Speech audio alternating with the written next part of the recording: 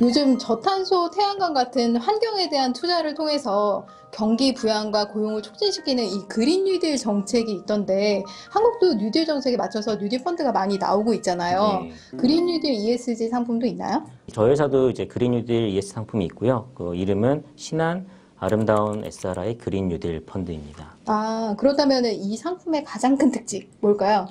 네, 신한 아름다운 SRI 그린 뉴딜 펀드는 당사의 대표 ESG 펀드로 국내 주식에 투자한다라고 보시면 될 것 같은데요. 네. 2005년에 이제 처음 출시된 사회적 책임 투자 펀드라고 보시면 되고요. ESG 요소들이 이제 투자에 반영이 되고 있는데 단순히 이제 착한 기업에 투자하는 게 아니고 ESG 경영을 통해서 미래를 준비하는 회사에 투자하는 펀드고요.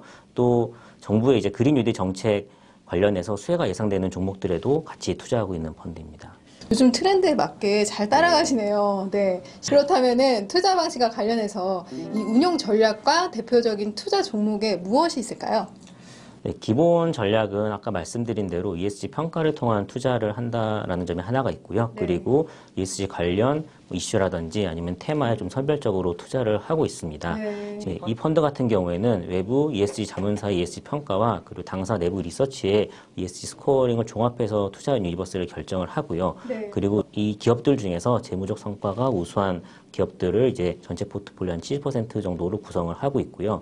그리고 알파 전략으로 아까 말씀드린 이제 그린 뉴딜 정책 등 이제 ESG 관련 이슈나 테마에 이제 한 30% 정도 이제 투자를 하고 있다라고 보시면 될 것 같아요. 아, 알파 전략이라는 거는 어떻게 보면 또 좋은 투자 전략 같아요. 제가 봤을 때는. 그렇죠. 네. 이게 상대적으로 보면은 ESG 스코어링을 통한 투자는 좀 기본적으로 좀 장기 성과를 이제 네, 가져갈 네, 수 있는 네. 그런 기본이다라고 보시면 되고 네. 이제 알파 전략 같은 경우에는 사실 정책이나 이런 것들이 이슈가 됐을 때 한 번씩 올라올 네. 수 있는 부분들이 있거든요. 그걸 네. 통해서 이제 플러스 알파를 추구한다라고 그러면은 보시면 자산 운용회사에서도 어떻게 보면은 신경을 계속 쓰고 있다는 거잖아요. 그렇죠? 그렇죠. 네. 근데 네. 엄청 신경을 쓰면서 운영하는 네. 펀드라고 보시면 될 것 그러니까요. 같아요. 이런 게 투자자들 입장에서는 너무 네, 좋거든요. 맞습니다. 네. 계속적으로 저희가 리서치를 하면서 네. 이제 그런 테마나 이슈들이 올라올 때마다 그런 것들을 음. 리서치해서 관련 종목들을 찾고 있다. 라고 네. 보시면 될 것 네. 같아요.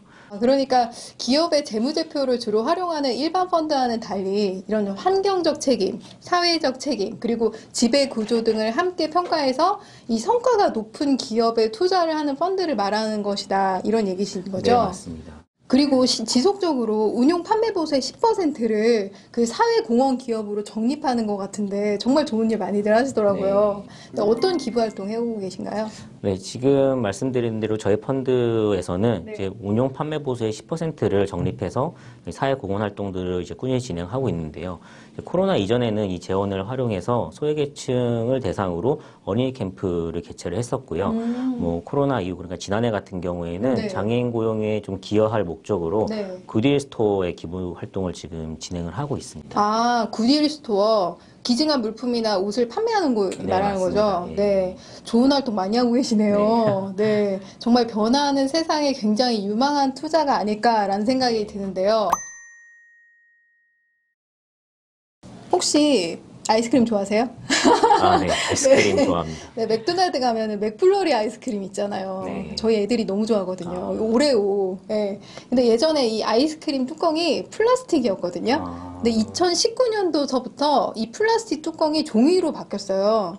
그러면서 제가 기사를 한번 찾아보니까 이 플라스틱 뚜껑으로 바꾸고 나서 이 1년간 생산량이 14톤이나 줄었다고 하더라고요. 그러니까 아까 그 ESG 펀드들 국내에 추천을 많이 해주셨는데 어떻게 보면은 그 글로벌 기업들이 먼저 ESG와 관련된 기업 활동들을 더 먼저 적극적으로 하고 있다 이런 생각이 들거든요. 이와 관련해서 추천해 주실 만한 해외 펀드가 있을까요?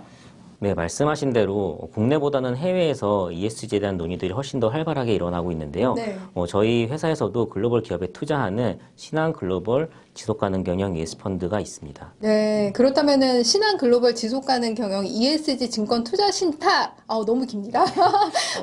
가장 큰 특징 뭘까요? 네, 신한 글로벌 지속 가능 경영 ESG 펀드는 지속 가능 성장을 이제 추구하는 ESG 관련 기업에 투자하는 펀드인데요. 네.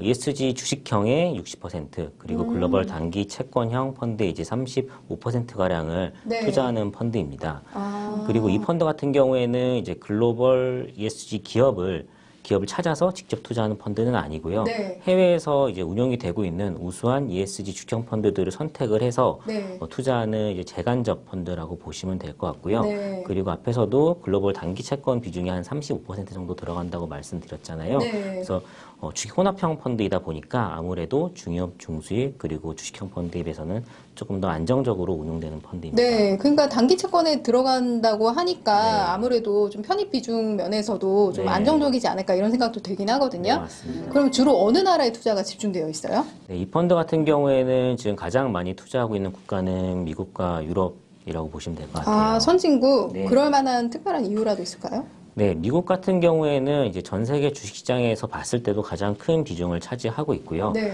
그리고 유럽에 이어서 이제 ESG 도입을 가장 먼저 한 이제 국가 중에 하나입니다.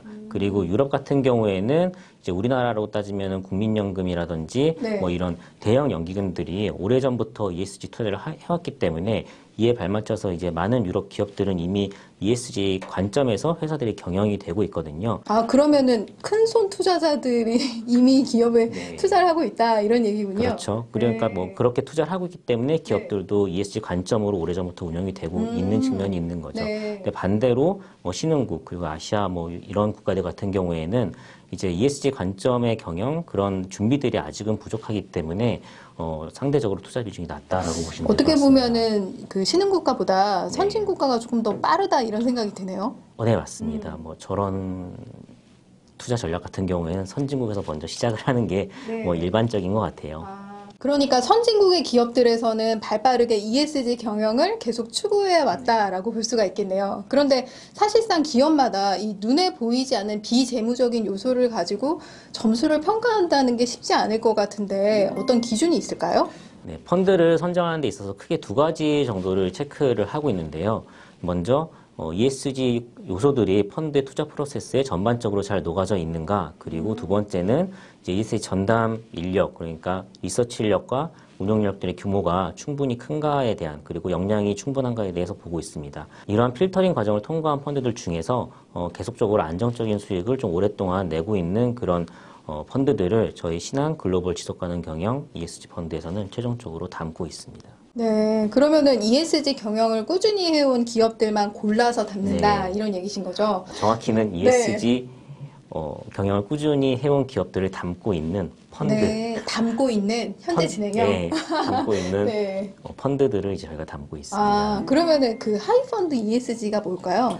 하이펀드의 ESG는 사실은 각각 펀드마다 조금 네. 특징들이 있지만 네. 공통적인 특징을 좀 말씀드리면 주류, 담배, 도박, 그리고 무기, 석탄, 그리고 환경 유해 화학 제품이라든지 아니면 네. 성인 산업 뭐 이런 사회적 가치를 훼손하거나 아니면은 환경적으로 이슈가 있는 그런 기업들은 좀 지속 가능 성장이 낮다라고 보고 투자해서 배제를 하고 있고요. 네. 또 반대로 사회나 환경에 긍정적으로 기여하는 그런 기업들에 선별적으로 투자를 하고 있으면서 장기적으로도 시장을 상회하는 수익률을 좀 추구하는 그런 펀드들이 저희 펀드에 들어와 있습니다.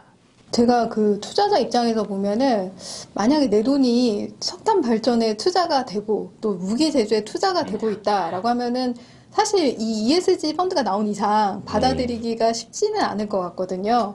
그렇다면 수백 개 종목에 분산 투자하는 ETF 있잖아요. 네네. 이 ETF나 일반 주식형 펀드와 뭐가 다를까요?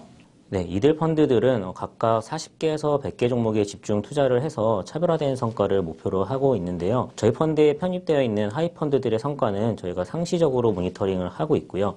펀드 성과가 부진할 경우에는 지속적으로 교체를 해서 새로운 펀드들로 교체를 하고 있습니다. 네, 그래서 하이 펀드 교체나 투자 비중 그리고 펀드 개수 조정에서도 좀 자유로운 측면이 있습니다. 너 잘못하면은 빼버릴 거야. 약간 이런 식이네요. 네, 맞습니다. 그러니까 저희가 네. 투자자분들을 대신해서 네. 좋은 펀드들을 골라준다라고 보시면 아, 돼요. 그러면 지속적으로 좀 안정적으로 할 수 있다 이런 생각이 좀 드는데요. 네, 맞습니다.